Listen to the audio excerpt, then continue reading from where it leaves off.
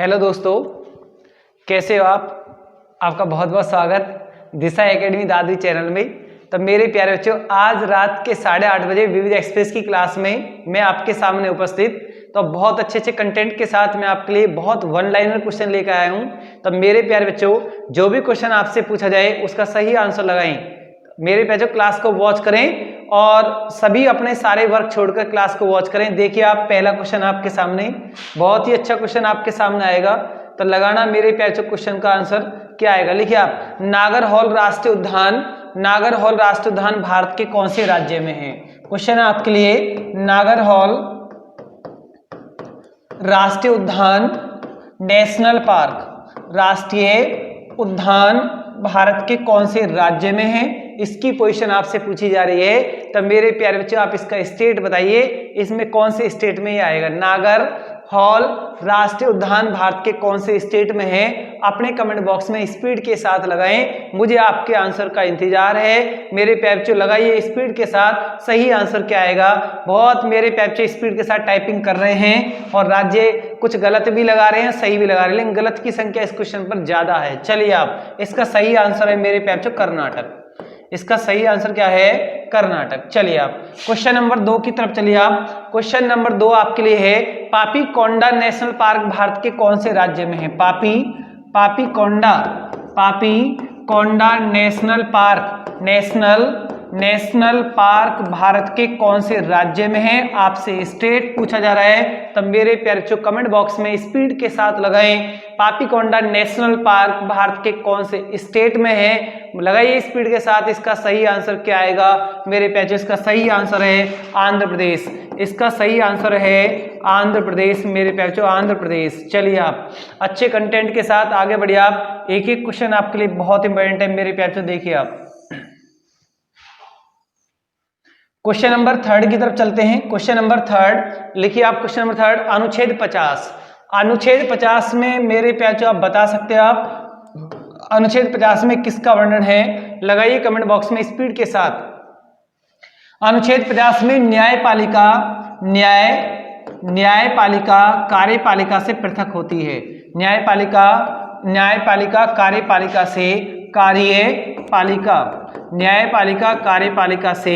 कार्यपालिका से पृथक होनी चाहिए। कौन से आर्टिकल में ऐसा लिखा हुआ है? अगर आपसे पूछा जाए तो मेरे प्यारे बच्चों, आपका सही आंसर क्या आएगा? अनुच्छेद 50 में लिखा हुआ है कि न्यायपालिका कार्यपालिका से अलग होनी चाहिए। 51 में क्या लिखा हुआ है? अंतरराष्ट्रीय स्तर पर शांति बनाए रखना चाहिए। चलिए, आप मेरे प्यारे बच्चों अच्छे कंटेंट के साथ आगे बढ़िए। आप एक एक क्वेश्चन आपके लिए बहुत इंपॉर्टेंट है। क्वेश्चन नंबर 4 की तरफ हम चलते हैं। देखिए आप, क्वेश्चन नंबर 4 मेरे प्यारे, क्वेश्चन नंबर 4 आपसे पूछा जा रहा है कि जैव प्रौद्योगिकी विभाग भारत में कब बनाया गया?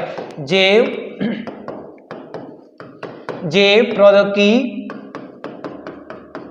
विभाग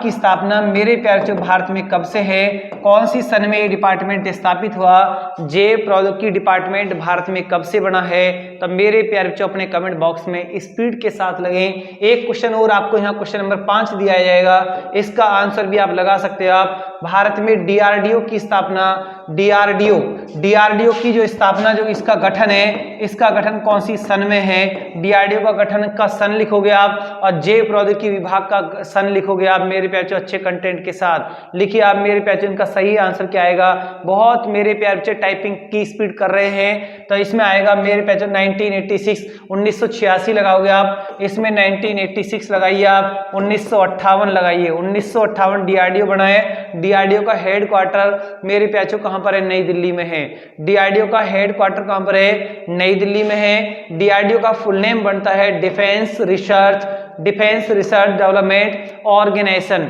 डिफेंस रिसर्च डेवलपमेंट ऑर्गेनाइजेशन। चलिए मेरे प्याचो, और डीआरडीओ के वर्तमान जो अध्यक्ष है वो कौन है? जी सतीश रेड्डी हैं। इसके अध्यक्ष कौन है? जी सतीश रेड्डी, जिनका कार्यकाल और बढ़ा दिया गया। जी सतीश रेड्डी डीआरडीओ के वर्तमान क्या है? अध्यक्ष हैं। चलिए आप अच्छे कंटेंट के साथ आगे बढ़िए। आप मेरे प्याचो अच्छे कंटेंट के साथ चलिए। आप क्वेश्चन नंबर नेक्स्ट देखिए आप, कृष्णराज सागर बांध कौन सी नदी पर है? लिखिए आप, कृष्णराज राज, कृष्ण राज। देखिए आप क्वेश्चन नेक्स्ट डाल लेना नंबर जो भी है। कृष्ण राज सागर बांध, सागर बांध मेरे प्यारे बच्चों कौन सी नदी पर है? यहाँ पर इसकी नदी पूछी जा रही है, राज्य भी आप बता सकते हैं। आप नदी बताइए और इस बांध का राज्य बताइए। आप मेरे प्यारे बच्चों कमेंट बॉक्स में स्पीड के साथ आंसर लगाएं। कृष्ण राज सागर बांध कौन सी रिवर पर है, कौन से स्टेट में है? मेरे प्यारे बच्चों लगाइए कमेंट बॉक्स में, स्पीड के साथ आंसर लगाइए। इसका सही आंसर क्या आएगा? लगाइए मेरे प्यारे बच्चों कावेरी नदी, कावेरी नदी स्टेट आपका कर्नाटक, स्टेट आपका कर्नाटक। चलिए आप कावेरी नदी कहां से निकलती है? मेरे प्यारे कर्नाटक की ब्रह्मगिरी की पहाड़ियों से आती है, कर्नाटक की ब्रह्मगिरी की पहाड़ियों से निकलते। कितनी बार मैंने विविध एक्सप्रेस की क्लास में इस सब नदियों के रिवर के उद्गम स्थल आपको बता दिए हैं। चलिए आप नेक्स्ट क्वेश्चन, मेरे प्यारे बहुत अच्छा क्वेश्चन आपके लिए, बड़ा अच्छा कंटेंट, कभी भी आपसे पूछा जा सकता है, क्वेश्चन की वैल्यू बहुत ज्यादा है। चलिए आप लिखिए, आप विश्वनाथ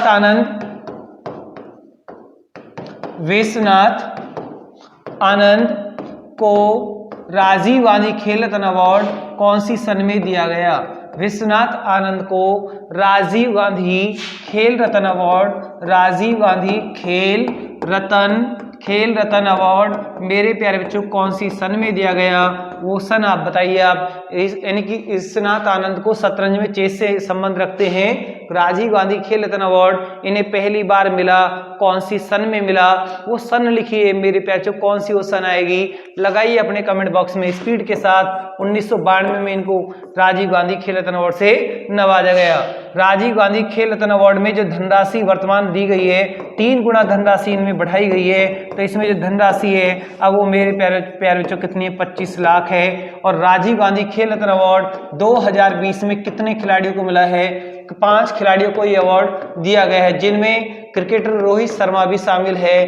5 खिलाड़ियों को दिया गया है। इतना लिखकर छोड़ोगे मेरे प्यारे बच्चों?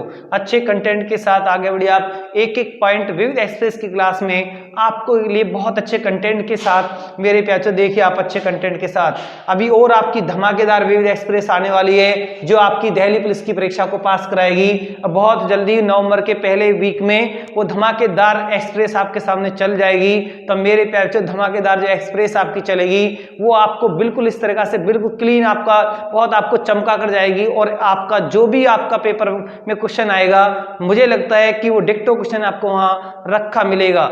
चलिए आप मेरे प्यारे बच्चों अच्छे कंटेंट के साथ लिखिए। आप बहुत बढ़िया क्वेश्चन है। अर्जुन अवार्ड लिखिए आप, सॉरी अर्जुन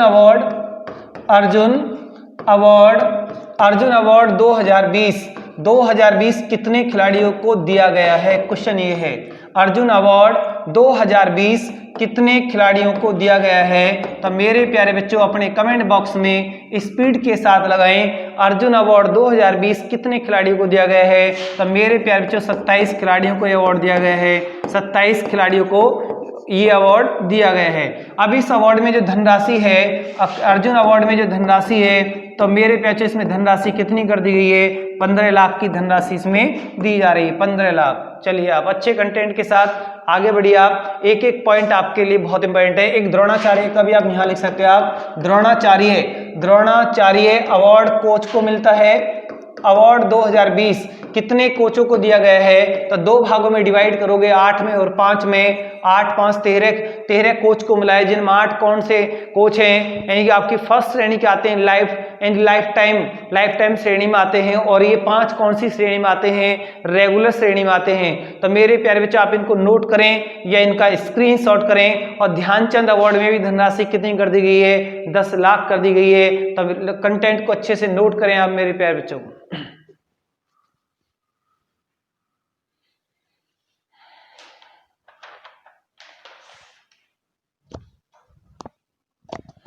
चलिए आप बढ़िया कंटेंट के साथ आगे बढ़िए। आप मेरे प्यार से देखिए, आप क्लास को लास्ट तक वॉच करें, क्लास को बीच में छोड़कर ना जाएं। एक एक क्वेश्चन आपके लिए बहुत इंपॉर्टेंट है और एग्जाम का पीक टाइम चल रहा है। कोई भी बच्चा, मेरा प्यार बच्चा, क्लास को बीच में छोड़कर ना जाए, क्लास को बिल्कुल लास्ट तक वॉच करते रहें। एक एक क्वेश्चन की बहुत वैल्यू होती है।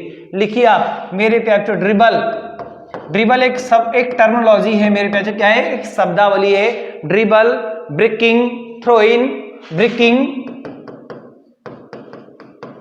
इन, थ्रोइन, एक और लिखोगे आप मेरे बच्चों फ्लैग। तो मेरे प्यारे बच्चों ये जो मैंने आपके सामने शब्दावली लिखी है अपने नाम में क्या है, शब्दावली है, क्या है ये, टर्मिनोलॉजी है। अब संबंध इनका कौन से खेल से है, कौन से खेल से इनका संबंध है, तो मेरे प्यारे बच्चों इसका सही आंसर लगाइए अपने कमेंट बॉक्स में स्पीड के साथ। ड्रिबल, क्रिक यानी ब्रेकिंग, थ्रोइन, फ्लैग, टर्मिनोलॉजी का संबंध कौन से प्लेस है, कौन से खेल से है, लगाइए आप मेरे प्यारे बच्चों अच्छे कंटेंट के साथ। बहुत मेरे प्यारे बच्चों ने इसका सही आंसर लगा दिया है। इनका संबंध किससे है मेरे प्यारे बच्चों, फुटबॉल से है। इनका संबंध किससे है, फुटबॉल से है। चलिए आप अच्छे कंटेंट के साथ आगे बढ़िए आप मेरे प्यारे बच्चों। बढ़िया क्वेश्चन आपके सामने, एक एक क्वेश्चन आपको बहुत डिक्टो दिया जा रहा है। चलिए आप नेक्स्ट क्वेश्चन है, क्योटो प्रोटोकॉल का संबंध कौन से क्षेत्र से है। क्योटो प्रोटोकॉल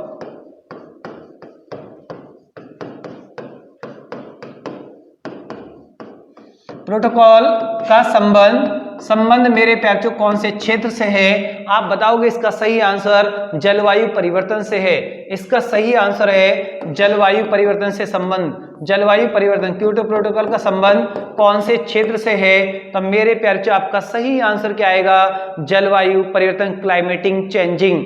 चलिए आप बहुत बढ़िया क्वेश्चन आपके सामने लेकर आऊंगा, तो मेरे प्यारे बच्चों उसका सही आंसर लगाना बड़े अच्छे कंटेंट के साथ लगाइए आप मेरे प्यारे बच्चों। बहुत ही बढ़िया क्वेश्चन आपके सामने लिखिए आप। कार्टोसैट 3 सैटेलाइट कब छोड़ा गया। कार्टोसैट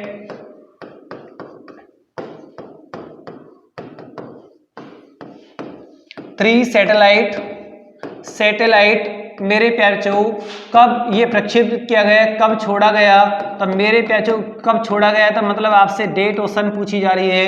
कार्टोसैट 3 सैटेलाइट का प्रक्षेपण कब हुआ, कब इसको प्रक्षेपित किया गया, तो मेरे प्यारे बच्चों इसकी सन और डेट लगाइए। मुझे आपके आंसर का इंतजार है मेरे प्यारे बच्चों, लगाइए कमेंट बॉक्स में स्पीड के साथ। बहुत अच्छा क्वेश्चन आपके सामने। और कार्टोसैट जो 3 छोड़ा गया, कौन से नंबर का यान इसे लेकर गया, उस यान का भी नाम आपको बताना है। यान नंबर कौन सा है, कौन सी डेट में इसको छोड़ा गया, अपने कमेंट बॉक्स में स्पीड के साथ यान और इसके प्रक्षेपित होने की जो डेट और सन है अपने कमेंट बॉक्स में मेरे प्यारे बच्चों लगाइए आप अच्छे कंटेंट के साथ। लगाइए 27 नवंबर 2019, 27 नवंबर 2019 ये डेट आएगा। यान कौन सा है, PSLV C47, PSLV C47 के द्वारा इसको छोड़ा गया और 1625 kg इसका वेट है। अगर इसका वजन पूछा जाए तो मेरे प्यारे इसका वजन है 1625 kg, 1625 kg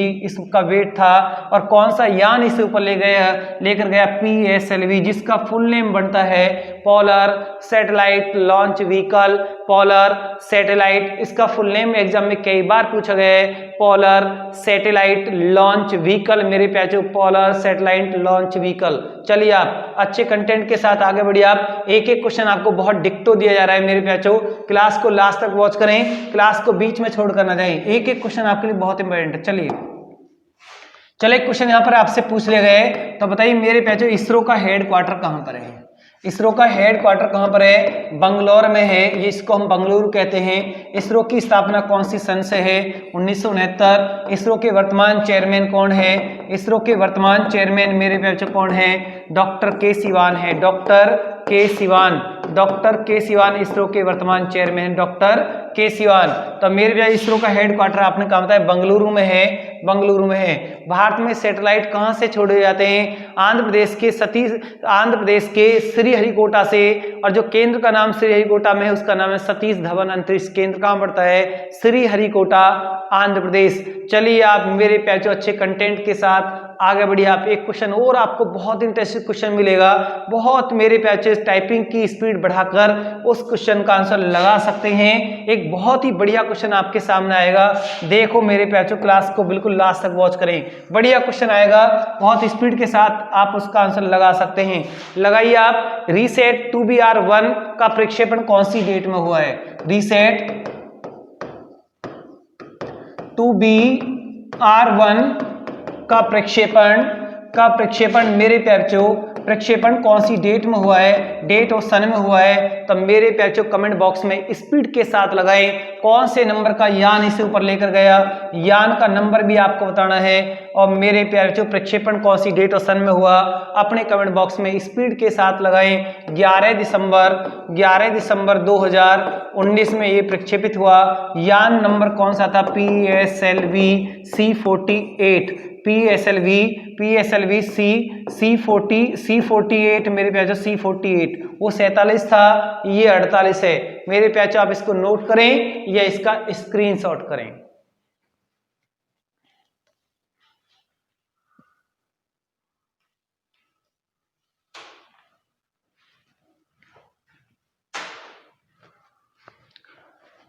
चलिए आप अच्छे कंटेंट के साथ आगे बढ़िए। आप एक एक क्वेश्चन आपके लिए बहुत इंपॉर्टेंट है मेरे प्यार से। देखिए आप बढ़िया क्वेश्चन आएगा इसके बाद भी। देखिए आप क्वेश्चन, ब्लू फ्लैग अंतरराष्ट्रीय इको लेवल का संबंध क्या है। आजकल बहुत चर्चा में ब्लू फ्लैग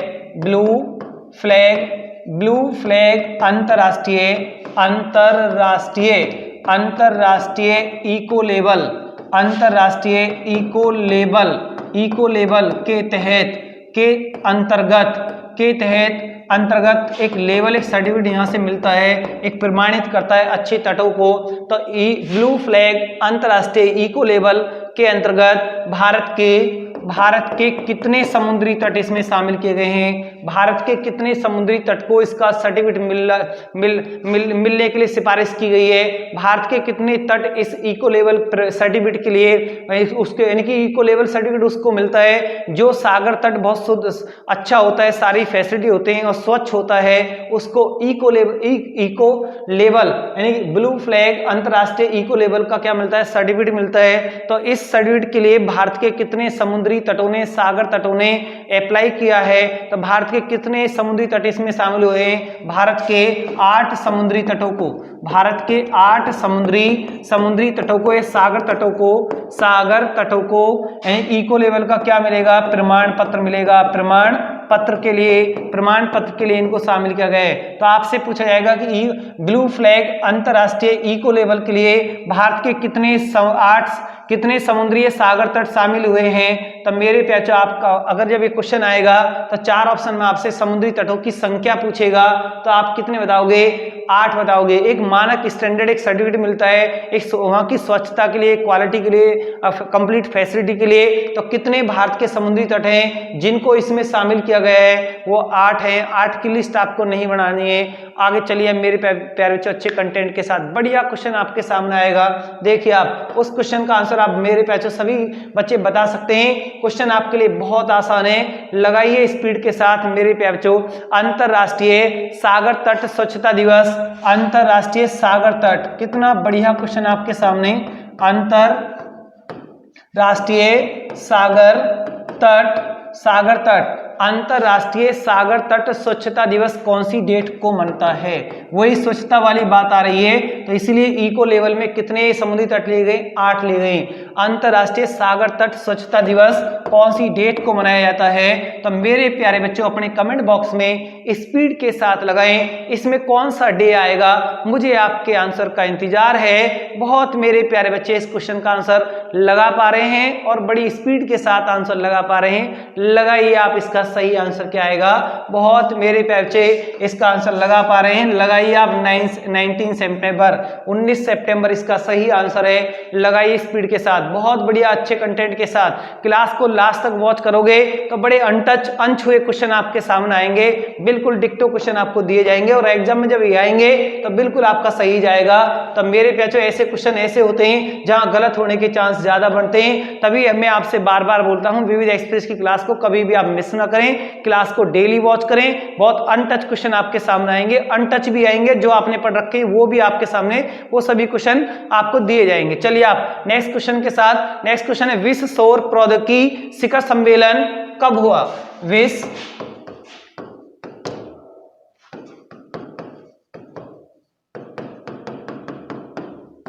प्रौद्योगिकी शिखर सम्मेलन। तो मेरे प्यारे शिखर सम्मेलन जो कॉन्फ्रेंस हुआ ये कौन सी डेट और सन में हुआ, अपने कमेंट बॉक्स में स्पीड के साथ लगाएं। मैंने आपसे पूछा विश्व प्रौद्योगिकी शिखर सम्मेलन, इस शिखर सम्मेलन कौन सी डेट और सन में हुआ और कितनी कंट्रियों ने इसमें भाग लिया, कितने देशों ने इसमें भाग लिया, क्योंकि सम्मेलन कोरोना जैसी महामारी चल रही है तो सम्मेलन किसी स्थान पर नहीं हुआ और एक कॉन्फ्रेंस के जरिए ऑनलाइन हुआ, यानी आपका वर्चुअल शिखर सम्मेलन है। तो मेरे प्यारे बच्चों इसकी डेट और सन आपको बतानी है, कौन सी डेट और सन में ये संपन्न हुआ। बहुत मेरे प्यारे बच्चों टाइपिंग की स्पीड लगा रहे हैं और क्वेश्चन का सही आंसर नहीं लगा पा रहे हैं। 8 सितंबर 2020 और कितने देश इसमें शामिल हुए, 149, 149 देशों ने, 149 देश इसमें शामिल हुए, 149 कंट्री इसमें शामिल हुई। चलिए आप अच्छे कंटेंट के साथ मेरे प्यारे बच्चों आप इसको नोट करें। और ये सम्मेलन हुआ कैसा हुआ, ये वर्चुअल सम्मेलन हुआ, कैसा हुआ, वर्चुअल, और सीधा कैसे हुआ, ऑनलाइन हुआ, डिजिटल द्वारा हुआ। चलिए आप अच्छे कंटेंट के साथ इसके नोट करें या इसका स्क्रीनशॉट करें।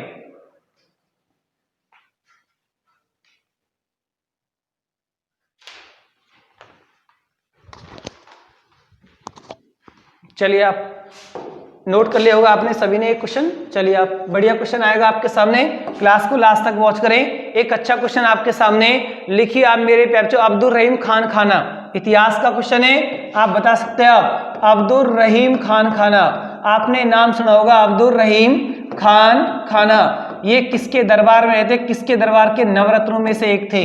अब्दुल रहीम खान खाना किसके दरबार के नवरत्नों में से एक थे, अकबर के दरबार में रहते थे अब्दुल रहीम खान खाना।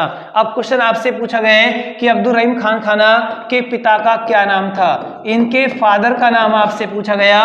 तो मेरे प्यारे बच्चों इसके फादर का नाम बताइए। बहुत फेमस इसका फादर हुआ है और उसने एक युद्ध भी लड़ा है, बहुत ऐतिहासिक एक युद्ध लड़ा है। इसके पिता का नाम क्या था, अब्दुल रहीम खान खाना के पिता का क्या नाम था। तो लिखिए आप मेरे प्यारे बच्चों बैरम खां, क्या था, बैरम खां। जहां बैरम खां की बात आती है तो कौन सा युद्ध एकदम आपके याद आना चाहिए, पानीपत का सेकंड युद्ध। पानीपत का जो सेकंड युद्ध हुआ वो 1556 में हुआ। किस किस के बीच हुआ, यानी मुगलों की तरफ से कौन था, बैरम खां, और दूसरा राजा कौन था, हेमचंद रॉय, हेमू के बीच। तो हेमू हिंदू राजा था। तो बताइए मेरे प्यारे इस युद्ध में जीत किसकी हुई, बैरम खां की हुई। बैरम खां यहाँ पर इस युद्ध में किसका सेनापति है, अकबर का सेनापति है। यही पानीपत के सेकंड युद्ध में जो जीत हुई है वो मुगलों की हुई है। मुगल सेनापति कौन है, बैरम खां, और बैरम खां ने किसको हराया, हेमू को हराया। ये वही हेमू है जो भारत में 14वां विक्रमादित्य कहलाया है। 14वां विक्रमादित्य बहुत शक्तिशाली था, लेकिन हेमू बैरम खां से हार गया। बाद में इतिहासकारों ने बड़ा सरप्राइज माना कि हेमू इतना पावरफुल राजा बैरम खां से हार गया, लेकिन मुगल सेना भी बहुत बड़ी सेना थी। तो बैरम खां ने हेमू को पानीपत के सेकंड युद्ध में हराया। तो अब्दुल रहीम खान खाना के पिता का नाम क्या था, बैरम खां था। मेरे प्याचो क्या था, बैरम खां। चलिए आप अच्छे कंटेंट के साथ नेक्स्ट क्वेश्चन आपके सामने आएगा, उसको देखिए, आप उसका भी सही आंसर लगा सकते हैं आप। चलिए आप बढ़िया क्वेश्चन आपके सामने, राष्ट्रकूट वंश का संस्थापक। कितना बढ़िया क्वेश्चन मैंने आपसे पूछ लिया है। राष्ट्रकूट वंश दक्षिण भारत का वंश था। इस वंश का फाउंडर, राष्ट्रकूट वंश का आपको फाउंडर बताना है, बाकी इसमें कुछ और नहीं बताना है। राष्ट्रकूट वंश का जो फाउंडर है वो कौन हुआ है। तो मेरे प्यारे बच्चों अपने कमेंट बॉक्स में स्पीड के साथ लगाएं, इसका सही आंसर क्या आएगा, राष्ट्रकूट वंश का संस्थापक कौन था। तो मेरे प्यारे बच्चों लगाइए आप, इसका सही आंसर है दंतीदुर्ग। इसका सही आंसर है दंतीदुर्ग। राष्ट्रकूट वंश का जो फाउंडर है दंतीदुर्ग है।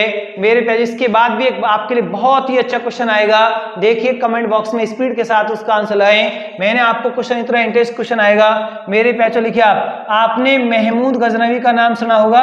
महमूद गजनवी बहुत ही मोस्ट वेरी इंपोर्टेंट जीएस के लिए हमेशा इसका एक क्वेश्चन उठाया जाता है, महमूद गजनवी। इसके जितने भी क्वेश्चन बढ़ेंगे वो सारे ही आपको यहाँ आपके सामने आ जाएंगे। तो महमूद गजनवी का सबसे पहले मैंने वंश पूछ लिया, ये महमूद गजनवी कौन से वंश से बिलोंग करता था, इसका वंश कौन सा था। तो मेरे प्यारे बच्चे इसका वंश क्या बताओगे आप, इसका वंश था यामनी वंश। ये यामनी वंश का सुल्तान था। और भारत में पहला मुस्लिम सुल्तान भी कौन कहलाया है? मुसलमानों का, इस्लाम का सबसे पहला शासक सुल्तान कौन कहलाया है? महमूद गजनवी। इस गजनवी ने भारत पर कितनी बार आक्रमण किया है?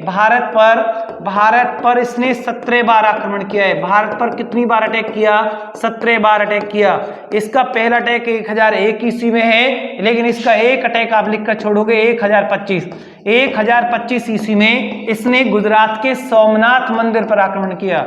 गुजरात के सोमनाथ मंदिर पर आक्रमण किया। और सोमनाथ मंदिर गुजरात में है। किसका मंदिर है? शिव मंदिर है। इस मंदिर को इसने लूटा और पूरा मंदिर को लूटपाट करके गया। तो गजनवी का भारत आने का मुख्य उद्देश्य क्या था? धन को लूटना था, ये लूटपाट करना था। क्लियर? अगर इसका कभी आपसे उद्देश्य पूछा जाए कि भारत आने का इसका उद्देश्य मेन क्या था, अपने साम्राज्य का विस्तार करना नहीं था, सिर्फ धन को लूटने के लिए आया था। धन को लूटना इसका मुख्य उद्देश्य रहा है। धन को लूटना और अपने इस्लाम धर्म का प्रचार करना, ये इसका मुख्य उद्देश्य था। महमूद गजनवी के दरबार में अल-बरूनी भी आया था। अल-बरूनी, अगर कभी क्वेश्चन आपसे पूछा जाए अल-बरूनी किसके दरबार में है, अल-बरूनी किसके समकालीन है? महमूद गजनवी के समकालीन है। अल-बरूनी ने भारत में कौन सी पुस्तक लिखी है? किताबुल हिंद लिखा है। किताबुल हिंद लिखा है। कई बार एग्जाम में आपसे पूछा गया। चलिए आप मेरे पैर अच्छे कंटेंट के साथ आप इसे नोट करें या इसका स्क्रीनशॉट करें और आगे क्वेश्चन की तरफ बढ़ें। क्लास को लास्ट तक वॉच करें, क्लास को बीच में छोड़कर ना जाएं। चलिए आप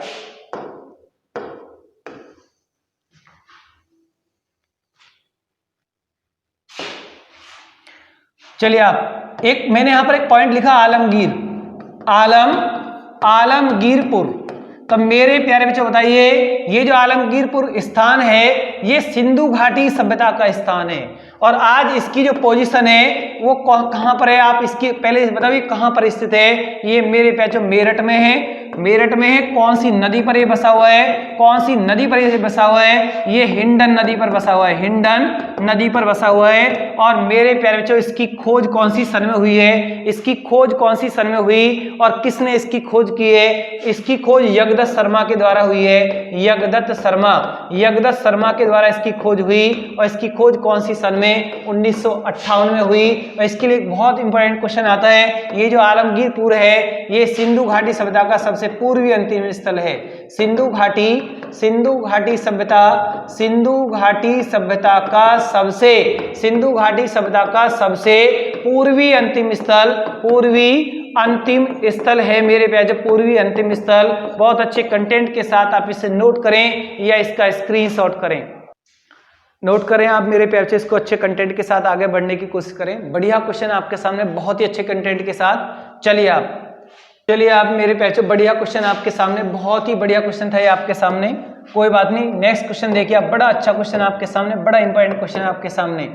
सबसे पहले मैंने क्वेश्चन पूछा मेरे प्यारे, बताइए आप इसका फुल नेम क्या बनता है? अपने कमेंट बॉक्स में स्पीड के साथ लगाएं। ओपेक का फुल नेम क्या बनता है? Organisation of petroleum exporting countries. Organisation of petroleum exporting countries. इस ओपेक एक अपना में क्या संगठन है? ये ओपेक, इसको ओपेक भी ऐसे बोल सकते हैं आप। ओपेक जो संगठन है ये उन देशों का संगठन है जो देश जो पेट्रोल का निर्यात करते हैं, पेट्रोल को बेचते हैं, उन देशों का संगठन है। इसमें कुल देश कितने हैं? कुल मेंबर कितने हैं? तो मेरे प्यारे इसमें कुल मेंबर कितने? 14 देश इसके मेंबर हैं। इसका हेडक्वार्टर कहां पर है? वियना में है। और इसका गठन मेरे प्यारे कौन सी सन में हुआ है? इसका गठन कौन सी सन में हुआ है? तो मेरे प्यारे इसका गठन कौन सी सन में है? इसका गठन भी अपने कमेंट बॉक्स में, ओपेक का अपने कमेंट बॉक्स में स्पीड के साथ आप लगा सकते हो। मैंने आपको कई बार लिखवाए गए। आजकल एक और पॉइंट इसमें चल रहा है करंट में, ओपेक प्लस और चल रहा है। तो ओपेक प्लस का मतलब ये कि 14 देश तो इसमें ये हैं और कुछ 5 देश के फाउंडर थे, उसके बाद और जुड़े। तो ओपेक प्लस में 14 प्लस और देश इसमें और जोड़े जाएंगे, 10 देश, तो उनके भी नाम इसमें आ सकते हैं। तो इसमें एक चर्चा में है ओपेक प्लस की मुहिम चल रही है। चलिए आप मेरे प्यारे अच्छे कंटेंट के साथ, बढ़िया कंटेंट के साथ आपको आगे बढ़ना है। वियना कौन से देश की राजधानी है? ऑस्ट्रिया की राजधानी। चलिए आप नेक्स्ट क्वेश्चन है आपके लिए, विश्व ओजोन परत संरक्षण दिवस कौन सी डेट को मनता है? विश्व ओजोन परत संरक्षण दिवस कौन सी डेट को मनाया जाता है? कभी आपसे पूछा जाए तो मेरे प्यारे बच्चों आपका सही आंसर क्या आएगा? 16 सितंबर। बहुत मेरे प्यारे बच्चों ने इस क्वेश्चन का आंसर सही बता दिया है। ओजोन परत की जो पोजीशन है वो कहां पर है? अगर आपसे कभी पूछा जाए कि ओजोन परत की जो पोजीशन है वो कहां पर है, वो समताप मंडल में है, समताप मंडल स्ट्रेटोस्फीयर में है। ओजोन परत हमारी किससे रक्षा करती है? अगर आपसे कभी पूछा जाए ये हमारी किससे रक्षा करती है? सूर्य की अल्ट्रावायलेट रेस से हमारी रक्षा करती है, सूर्य की पराबैंगनी किरणों से। सूर्य की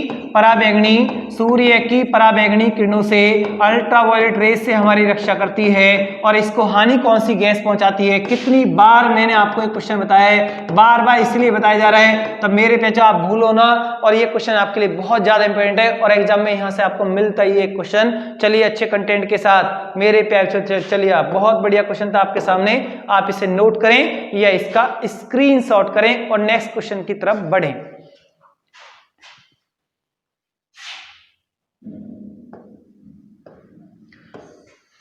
चलिए आप नेक्स्ट क्वेश्चन आपके लिए लिखिए आप, यूएसए टेनिस ओपन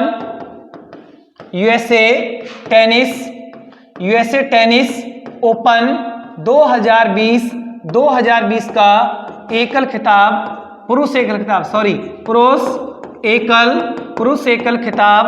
पुरुष एकल खिताब किसने जीता है? तब मेरे प्यारे अपने कमेंट बॉक्स में स्पीड के साथ लगाएं। पुरुष एकल खिताब का जो विजेता है वो कौन है? अपने कमेंट बॉक्स में स्पीड के साथ लगाएं। बहुत मेरे प्यारे बच्चे इस क्वेश्चन पर टाइपिंग कर रहे हैं और उनका सही आंसर आएगा। देखिए आप, डोमिनिक थीन, मेरे प्यारे डोमिनिक थीन आएगा। और ये कौन से देश से बिलोंग करता है? इसका देश मेरे प्यारे बच्चों ऑस्ट्रिया है। कौन से देश से बिलोंग करता है? ऑस्ट्रिया से बिलोंग करता है। इस यूएसए टेनिस ओपन का खिताब जीतने के बाद इसके कितने ग्रैंड स्लैम हो गए? कितने ग्रैंड स्लैम इसने जीत लिए हैं? इसके बाद इसके ग्रैंड स्लैम का नंबर बताइए।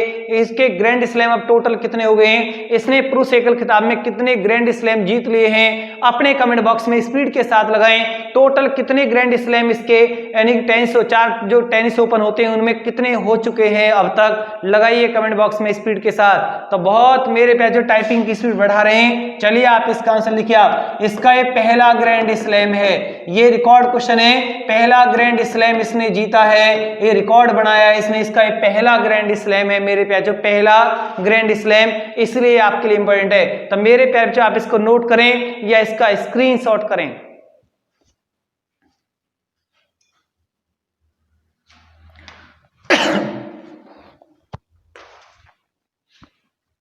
चलिए आप अच्छे कंटेंट के साथ आगे बढ़े। एक एक पॉइंट आपको, बहुत ही विविध एक्सप्रेस की क्लास नहीं है मेरे प्यारे, बहुत इंपॉर्टेंट क्लास आपके सामने चलिए। लिखिए आप, ऑनलाइन शतरंज ओलंपियाड 2020, ऑनलाइन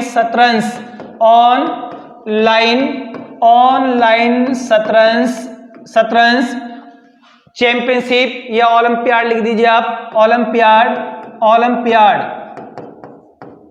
ओलंपियाड 2020 के विजेता कौन से 2 देश हैं? मेरे प्यारे बच्चों अपने कमेंट बॉक्स में स्पीड के साथ लगाएं। ओलंपियाड शतरंज चैंपियनशिप ऑनलाइन शतरंज ओलंपियाड 2020 विजेता घोषित कौन से 2 देश हुए हैं? तब मेरे प्यारे लिख सकते हो आप, भारत वे दूसरा देश कौन सा इसमें ऐड हुआ है? अपने कमेंट बॉक्स में स्पीड के साथ लगाएं। मेरे प्याचो सही आंसर आपका क्या आएगा? भारत के साथ कौन सा? भारत तो ऐड हुआ है, वो देश तो और कितनी बार जीत चुका है, तो भारत इसमें ऐड हुआ है। तो दूसरा देश वो कौन सा है? अपने कमेंट बॉक्स में स्पीड के साथ लगाएं। कितना बढ़िया क्वेश्चन आपके सामने है। तब लिखिए आप मेरे प्याचो, देश है रसिया। कौन सा देश है? रसिया, मेरे प्याचो रसिया। अब इसमें भारत ने पहला स्वर्ण जीता है, पहला स्वर्ण भारत ने इसमें जीता है। और ये रसिया की बात करोगे तो रसिया का 24वां स्वर्ण है, 24वां गोल्ड है इसमें मेरे भैया, 24वां स्वर्ण। चलिए आप अच्छे कंटेंट के साथ आगे बढ़ें। एक एक क्वेश्चन आपके लिए बहुत इंपॉर्टेंट है। चलिए आप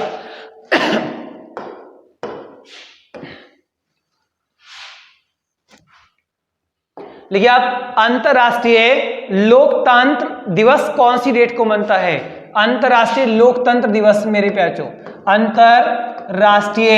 अंतरराष्ट्रीय लोकतंत्र दिवस कौन सी डेट को मिलता है? अंतरराष्ट्रीय लोकतंत्र दिवस बताइए मेरे प्यारे बच्चों कमेंट बॉक्स में स्पीड के साथ। अंतरराष्ट्रीय लोकतंत्र दिवस कौन सी डेट को मनाया जाता है? कमेंट बॉक्स में स्पीड के साथ लगाएं सही आंसर मेरे प्यारे बच्चों क्या आएगा।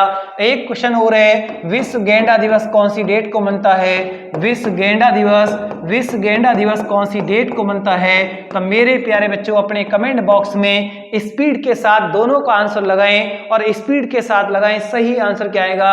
अंतरराष्ट्रीय लोकतंत्र दिवस, विश्व गेंडा दिवस। तो मेरे प्यारे बच्चों अपने कमेंट बॉक्स में स्पीड के साथ लगाएं सही आंसर आपका 15 सितंबर, 22 सितंबर मेरे प्यारे बच्चों 15 सितंबर और 22 सितंबर आएगा। चलिए आप नेक्स्ट क्वेश्चन देखिए आप, अंगरीता शेरपा का संबंध कौन से क्षेत्र से है? अंगरीता शेरपा का क्या रिकॉर्ड रहा है? एक क्वेश्चन और आपको यहां मिलेगा, बहुत इंपॉर्टेंट क्वेश्चन है। लिखिए आप, अंगरीता शेरपा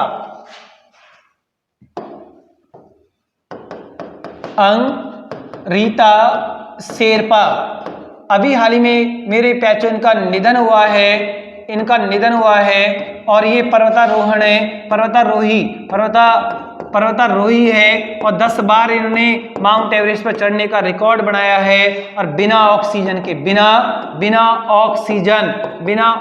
के माउंट एवरेस्ट पर चढ़ने का रिकॉर्ड कितनी बार है? 10 बार है। इनका नाम क्या है? अंगरीता शेरपा है और अभी हाल ही में इनका निधन हुआ है मेरे प्याचो। चलिए आप अच्छे कंटेंट के साथ आगे बढ़िए आप, बहुत ही बढ़िया। इसके बाद एक क्वेश्चन और आपके लिए बहुत बढ़िया क्वेश्चन आएगा, क्लास को लास्ट तक वॉच करोगे तो बहुत कुछ आपको यहाँ मिलने वाला है। क्लास को लास्ट तक वॉच नहीं करोगे छोड़कर जाओगे और सोचोगे कि बाद में क्लास करनी है, तो मेरे प्याचो बहुत कुछ छूट जाएगा। बाद में होता है, बाद में क्लासेस नहीं होती है, इतने अच्छे से क्लास नहीं हो पाती हैं। आर्थिक स्वतंत्रता सूचकांक में भारत कौन से पायदान पर आ गया है? लिखिए आप, आर्थिक स्वतंत्रता सूचकांक में भारत कौन से पायदान पर या कौन से स्थान पर लुढ़क गया है? तो मेरे प्याचो पहले से भी ग्राफ गिर गया है, तो अब कौन सा पायदान 2020 में इसको मिला है? अब 105वें पायदान पर है, 105वें पायदान पर है मेरे प्याचो, 105वें पायदान पर है। इससे पहले कौन से पायदान पर था?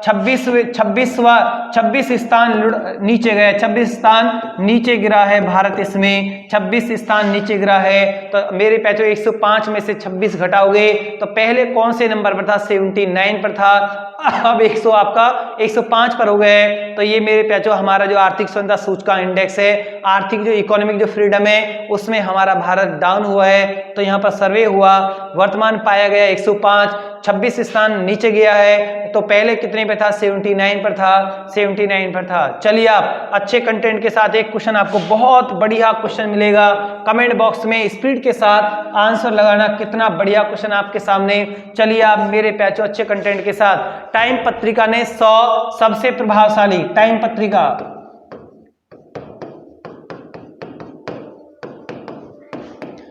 ने 100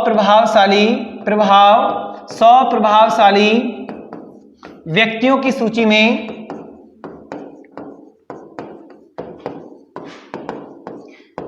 में भारत के किस अभिनेता को शामिल किया है? भारत के किस अभिनेता को शामिल किया है इस सूची में? 100 की टाइम पत्रिका की सूची में कौन सा अभिनेता शामिल हुआ है? तो मेरे प्यारे बच्चों अपने कमेंट बॉक्स में इस क्वेश्चन का आंसर स्पीड के साथ लगाएं। टाइम पत्रिका ने 100 प्रभावशाली व्यक्तियों की जो सूची तैयार की है और सर्वे में पाया कि इंडिया का वो कौन सा हीरो है जिसको 100 प्रभावशाली व्यक्तियों की सूची में शामिल कर लिया गया है। बहुत ही मोस्ट इंपोर्टेंट क्वेश्चन आपके लिए है मेरे प्याचो, लगाइए कमेंट बॉक्स में स्पीड के साथ, मुझे आपके आंसर का इंतजार है।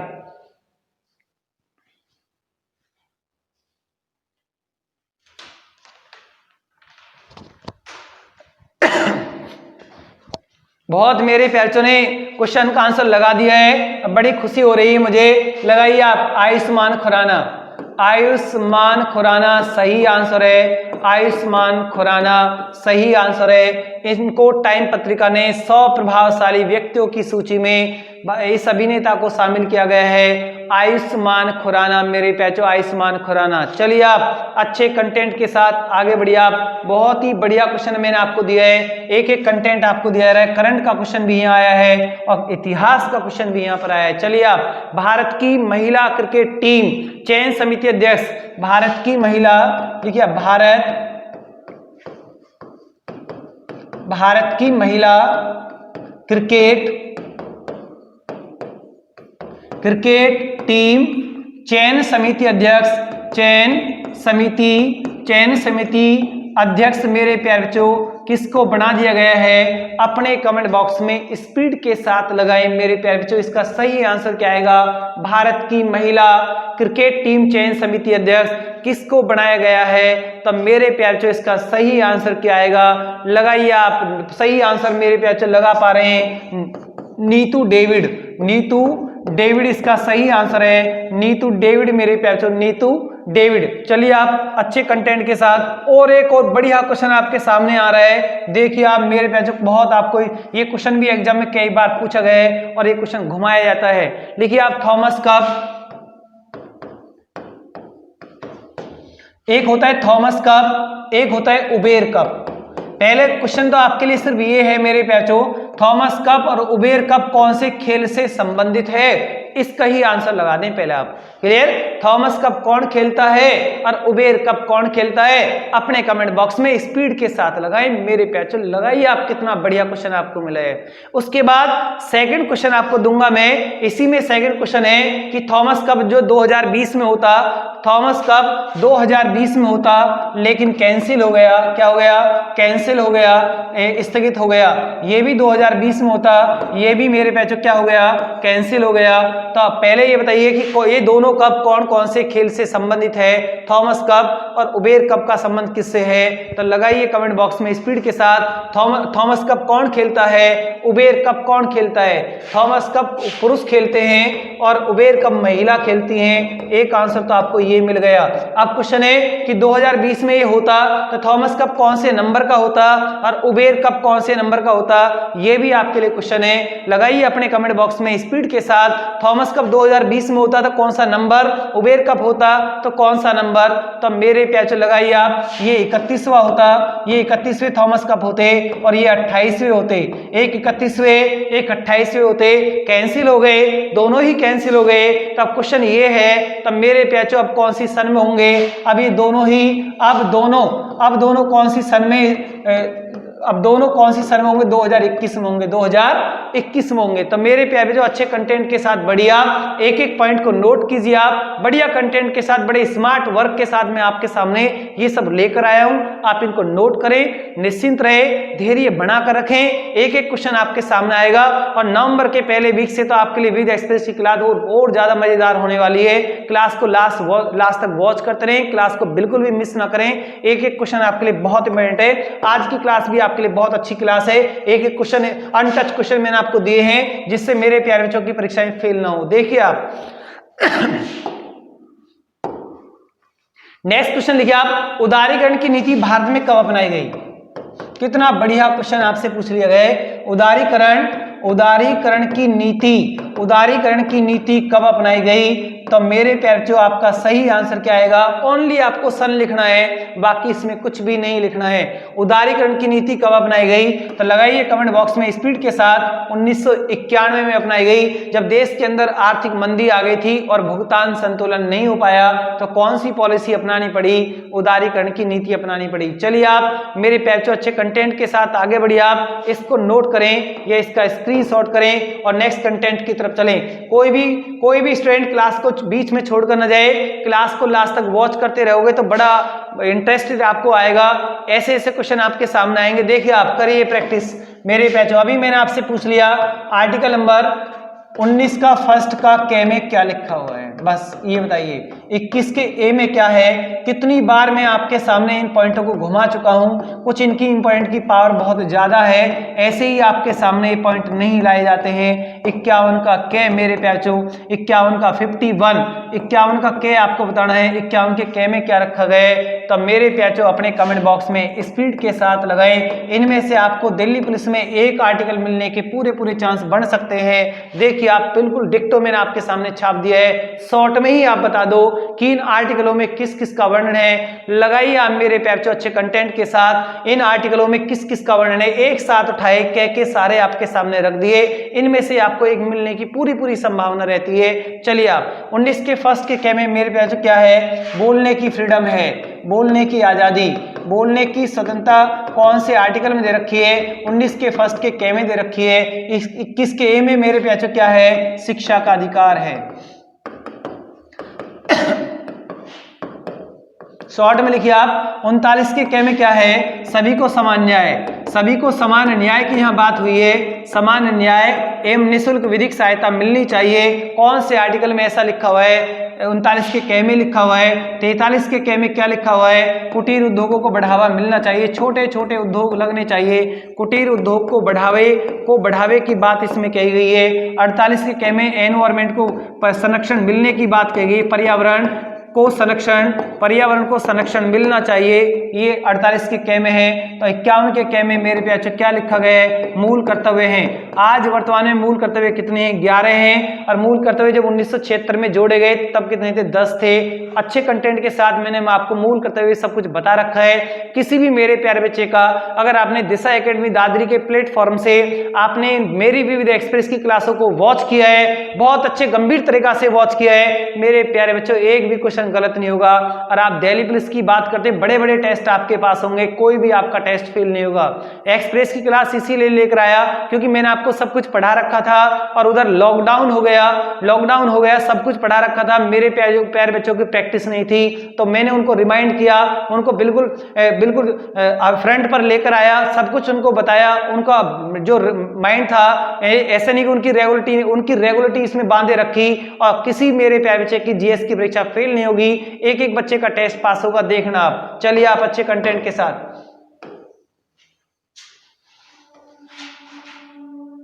चलो, आप पहले नोट कर लो आप आराम सिंह को।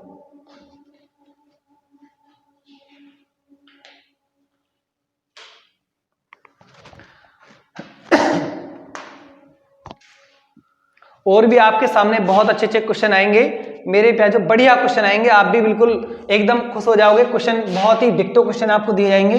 क्लास के साथ लास्ट तक बने रहोगे तो आपको बहुत फायदा होगा। क्लास को बीच बीच में छोड़कर भागोगे आप तो कोई फायदा नहीं होगा। पता नहीं कौन सा क्वेश्चन कहाँ आपको मिल जाए, कहाँ पर मेरी कोई बात आपको लग जाए, वहां से आपको इंस्पायरेशन मिल जाए और आगे बढ़ जाए। आप देखिए, आप पंचशील समझौता कौन सी सन में हुआ है, लिखिए आप मेरे प्यारे बच्चों, पंचशील समझौता मेरे प्यारे बच्चों बताइए आप, पंचशील समझौता कब हुआ, कौन सी सन में हुआ, अपने कमेंट बॉक्स में स्पीड के साथ लिखें। मेरे प्यारे जो पंचशील समझौता कौन सी डेट और सन में हुआ और किस किस के बीच हुआ, अपने कमेंट बॉक्स में स्पीड के साथ लगाएं। लिखिए आप मेरे प्यारे, ये पंचशील समझौता 29 अप्रैल 1954 में हुआ और कौन से दो देशों के बीच ये समझौता हुआ, भारत व चाइना के बीच हुआ।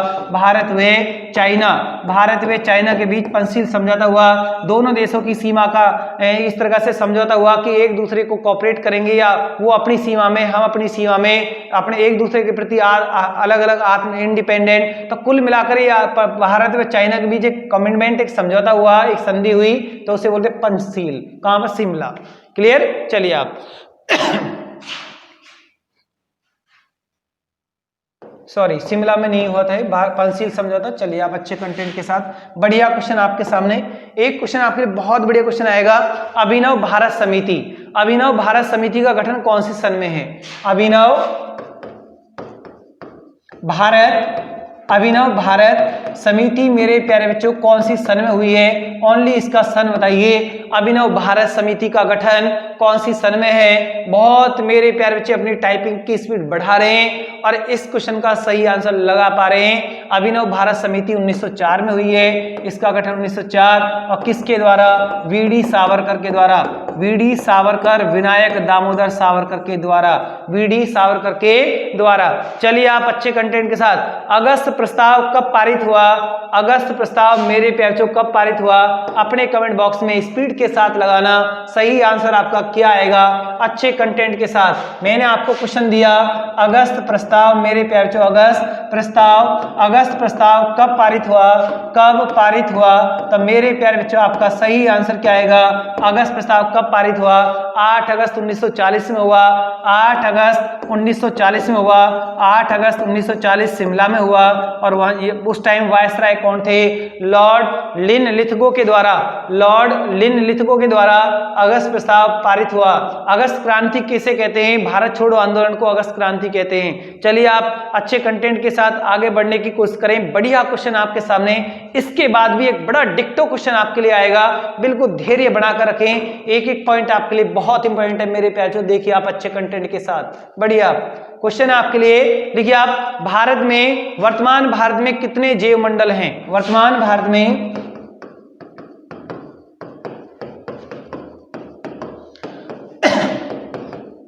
कितने जैव मंडल हैं? बायो रिजर्व कितने जैव मंडल हैं? जैव मंडल की संख्या कितनी है? मेरे बच्चों कमेंट बॉक्स में स्पीड के साथ लगाएं। वर्तमान भारत में कितने जैव मंडल हैं? आपका सही आंसर क्या आएगा? तो मेरे बच्चों इसका सही आंसर क्या है? 18 है। और 18 में से 11 किसके संरक्षण में है? यूनेस्को के संरक्षण में। 18 में से 11 को किसने गोद ले लिया है? किसके संरक्षण में वो घोषित हुए हैं? तो 11 यूनेस्को की सूची में आते हैं। 18 में से 11 यूनेस्को की सूची में आते हैं। आपको यहाँ पर 18 की लिस्ट नहीं बनानी है मेरे प्याचो। अच्छे कंटेंट के साथ चलिए आप, बहुत बढ़िया क्वेश्चन आएगा आपके सामने। इस क्वेश्चन का आंसर बहुत मेरे प्याचो लगा सकते हैं और स्पीड के साथ लगा सकते हैं। ये मैंने यहाँ पर लिख दिया पनामा नहर।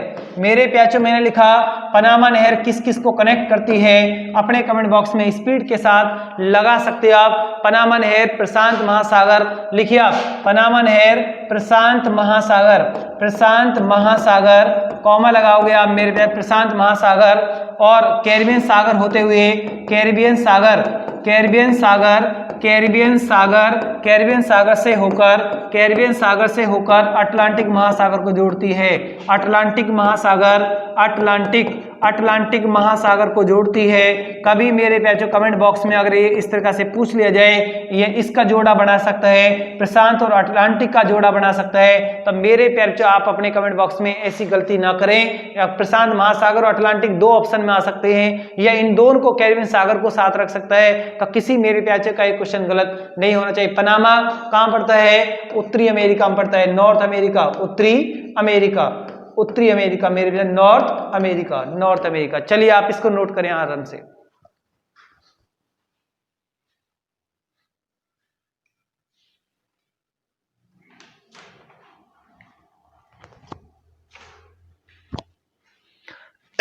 चलिए आप मेरे प्यारे बच्चों, अच्छे कंटेंट के साथ बढ़िया क्वेश्चन आ गया आपके लिए, और भी इससे बेस्ट क्वेश्चन आपके लिए। देखिए आप, बढ़िया क्वेश्चन आएगा, क्वेश्चन सारे बेस्ट हैं। एग्रीकल्चर इंफ्रास्ट्रक्चर फंड, एग्रीकल्चर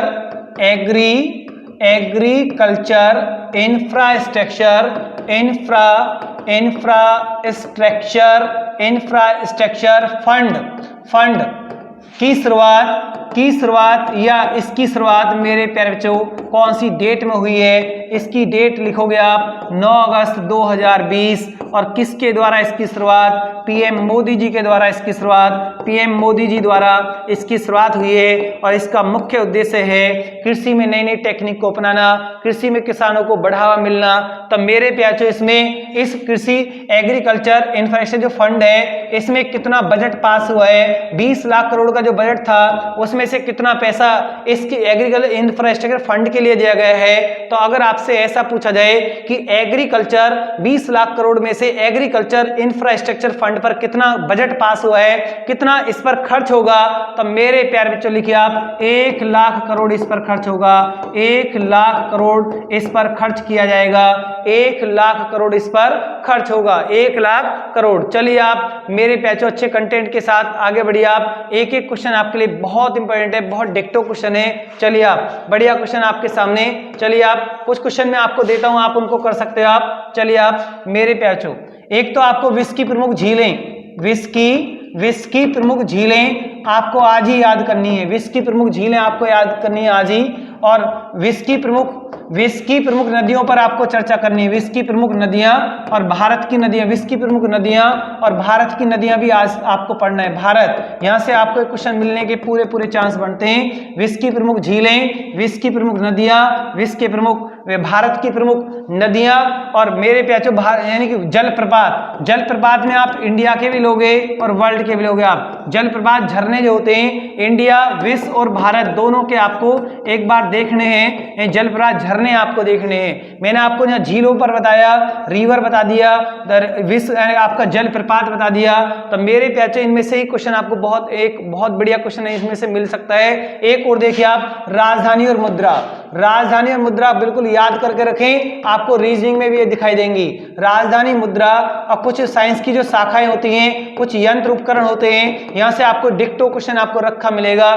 तो मेरे प्यारे बच्चों, आपका जो होमवर्क है आज, जितना ये होमवर्क है इन पर आपको आज सरसरी नजर घुमानी है। अगर आपके याद है तो उनको रीड करना है, याद नहीं तो लिख कर इन सबको याद करना है। यहां से आपको क्वेश्चन मिलने के पूरे चांस है। 2-3 क्वेश्चन आपको यहां से मिल जाएंगे, डिक्टो क्वेश्चन मिल जाएंगे।